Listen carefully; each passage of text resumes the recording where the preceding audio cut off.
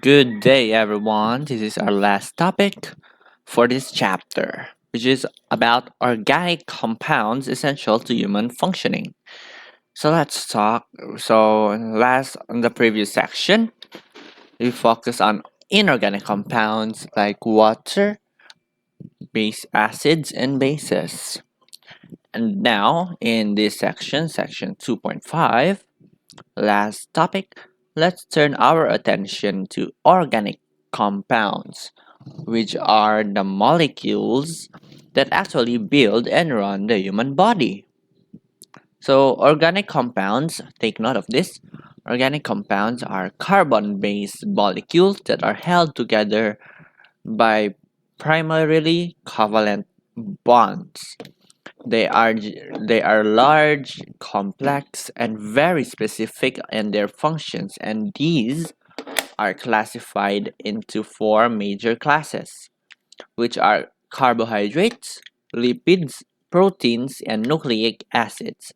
So we will move all of that, each group, step by step, following the flow of our lesson, and examine how structure relates directly to function. So first, let's begin with carbohydrates. So starting with is the very simple form of carbohydrates, which is what we call as the monosaccharides. So a monosaccharide is a single sugar molecule, and that's the basic building block, or what we call the monomer of all the carbohydrates. So every carbohydrate has a monosaccharide in it. So monosaccharides are composed of of carbon, hydrogen, and oxygen in a 1 to 2 to 1 ratio.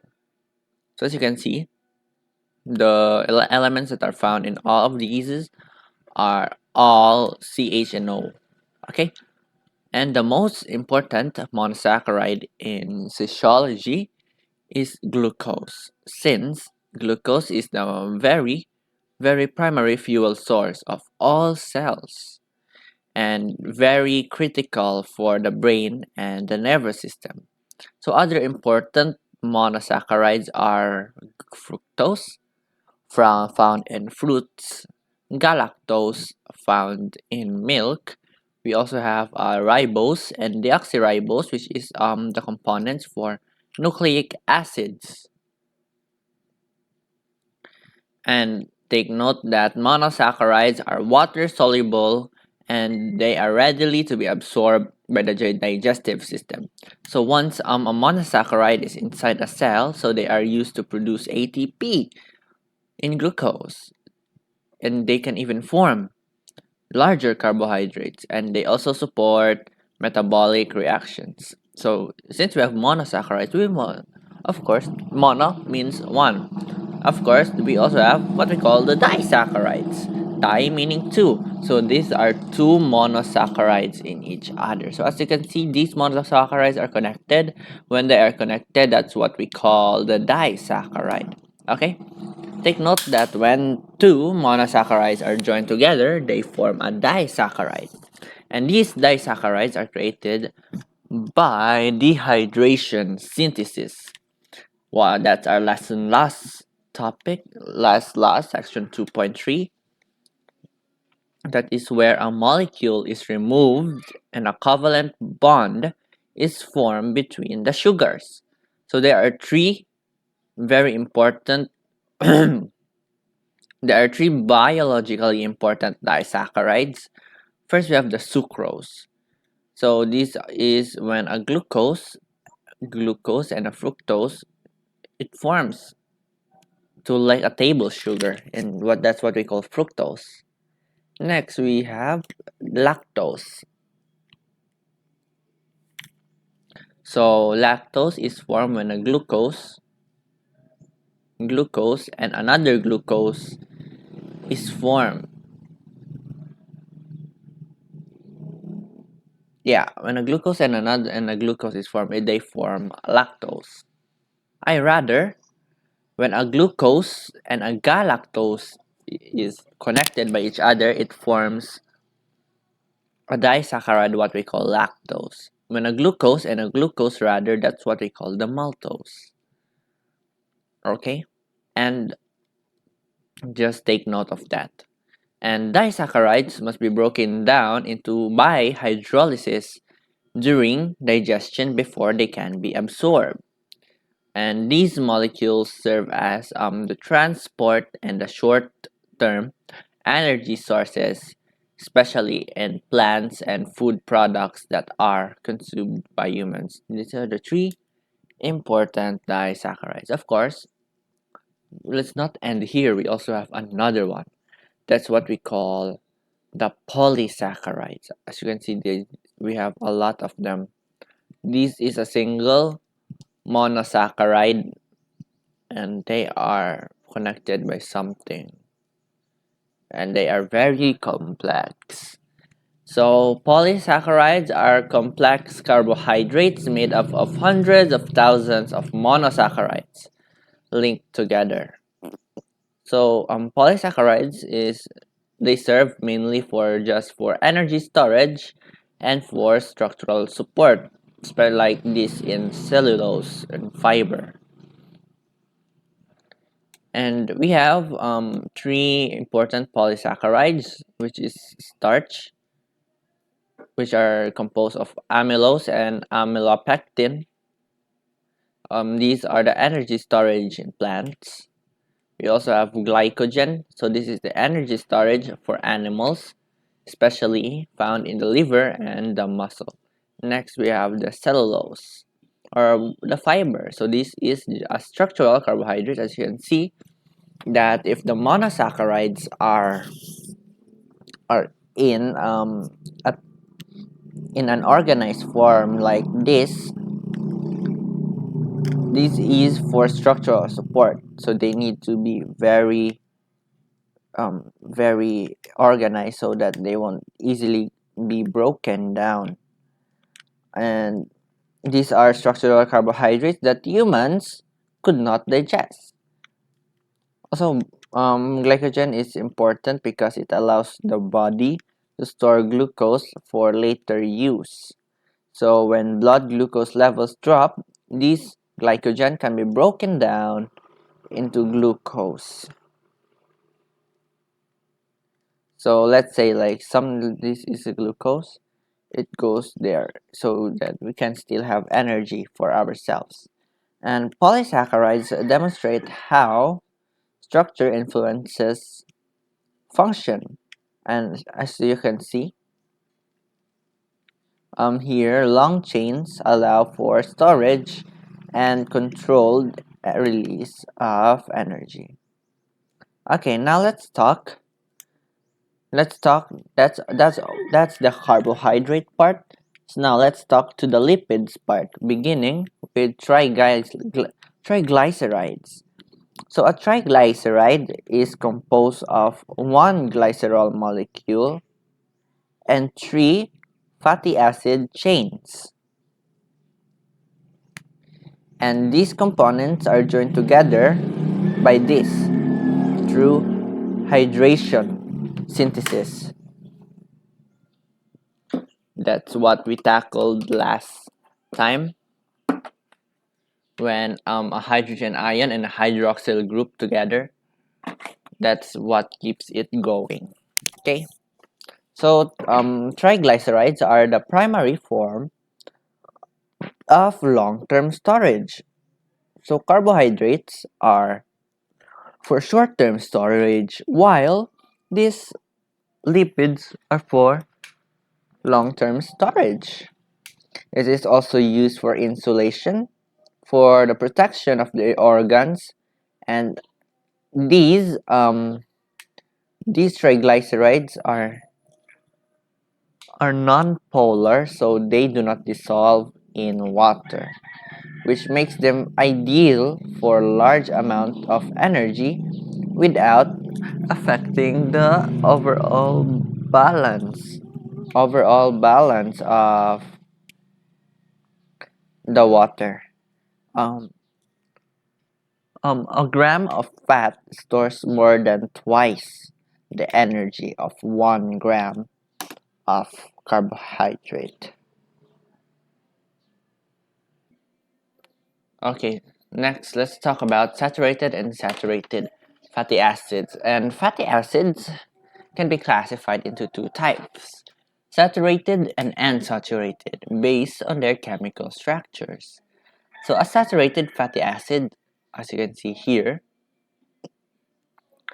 they only contain um, single bonds between carbon atoms.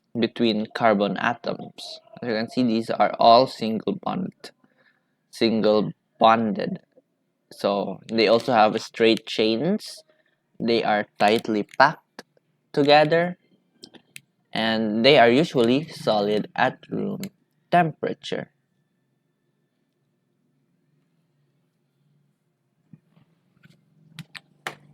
Next, we also have the unsaturated fatty acids.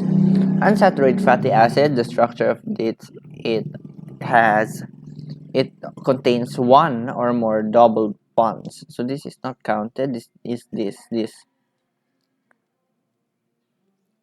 and unsaturated um, unsaturated fatty acid chains are lightly kinked.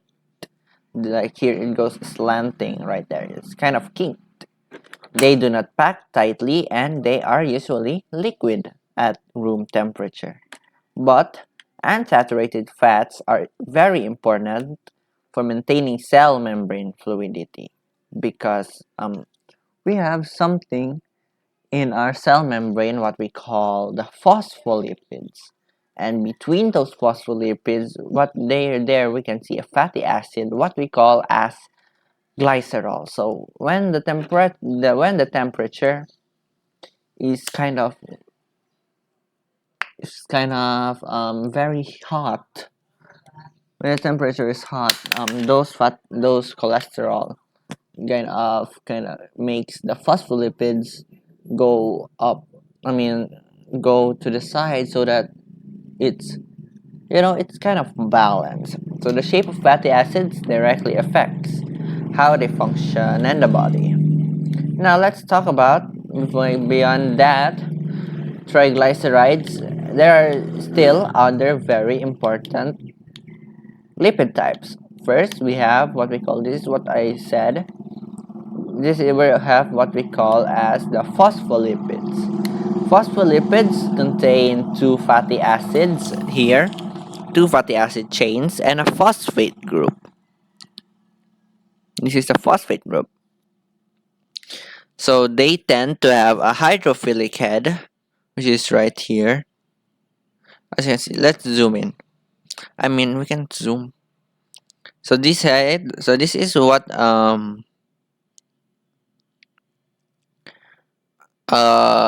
a phospholipid looks like. So phospholipids typically have a polar head, just like here, and they have a non-polar tail. Polar, so they attract water, while this part doesn't. It's fear of water. Okay. Next, we also have steroids. So steroids have a ring-shaped structure. It includes cholesterol, estrogen, testosterone, and vitamin D. So cholesterol um, stabilizes the cell membranes and serves as a precursor for hormones. Next, we also have what we call the prostaglandins. So they are derived from fatty acids. They act like a signaling molecule, and they regulate inflammation, they regulate pain, they regulate blood flow. So these lipids highlight the diversity of functions just between and these lipids highlight the diversity of function lipids perform beyond energy storage. So lipids has lots and lots of function. Now let's talk about proteins. Now let's move to proteins.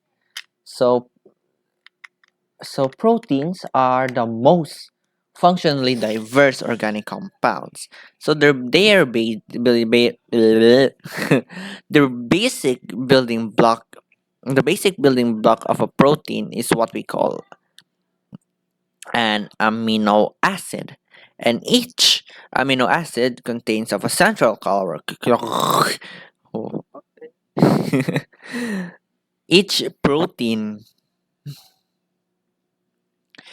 each protein consists of a central carbon atom, a hydrogen atom, an amino group, which is here, a carboxyl group, and as an R group, or the side chain. And this R group determines the chemical properties of the amino acid. So there are 20 amino acids with each with a unique R group. So this variability allows proteins to fall into complex functional shapes. So, and amino acids are are joined together by peptide bonds.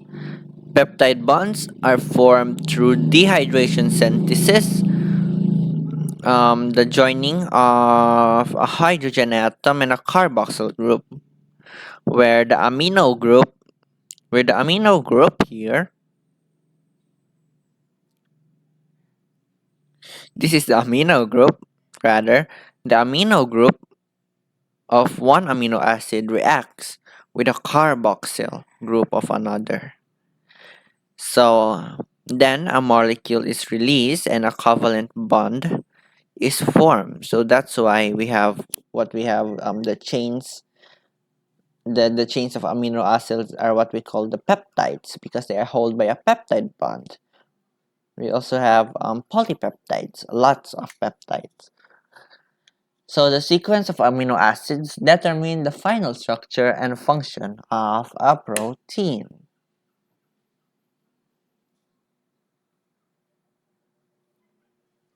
So here,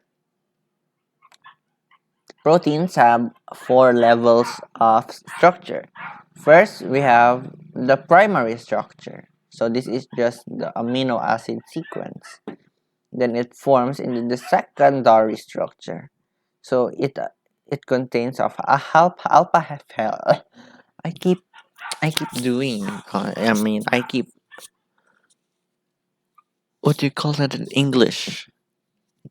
So it is composed. It can be either alpha helix, so it's like this, or beta helix.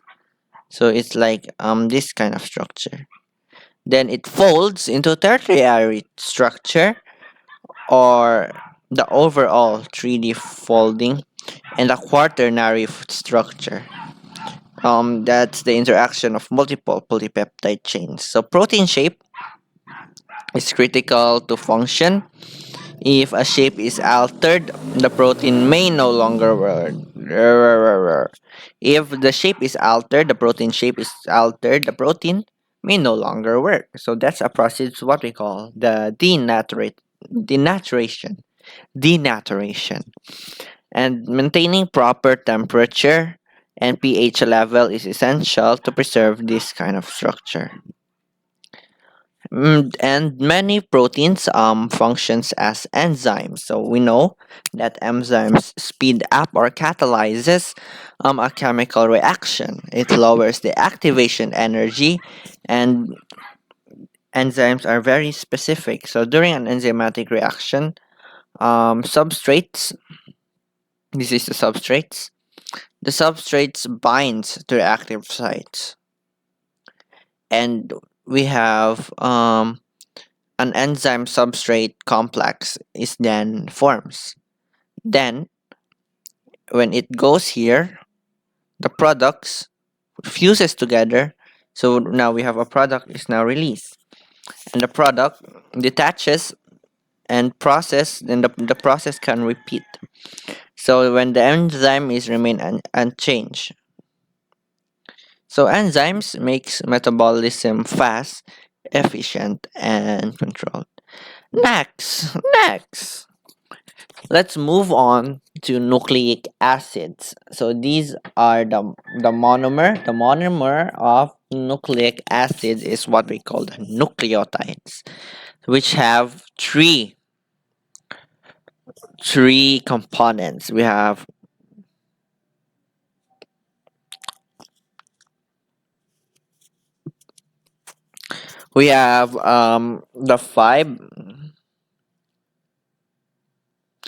the five carbon sugar. We have the phosphate group and a nitrogenous base. And this nitrogenous base is include cytosine, thymine, uracil. Uracil is only found in RNA, not in DNA. We also have adenine and guanine.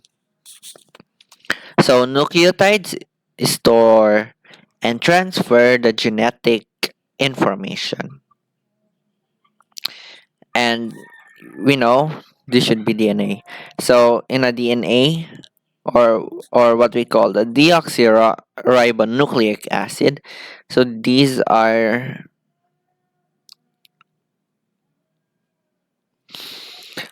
so it's a double-stranded helix. So you have one strand here and another strand going back, and it stores genetic instructions. So it uses complementary base pairing, and it is held together by hydrogen bonds. So we have basic pairing rules. So adenine pairs with thymine, and cytosine pairs with guanine. But in an RNA doesn't have thymine, it has uracil.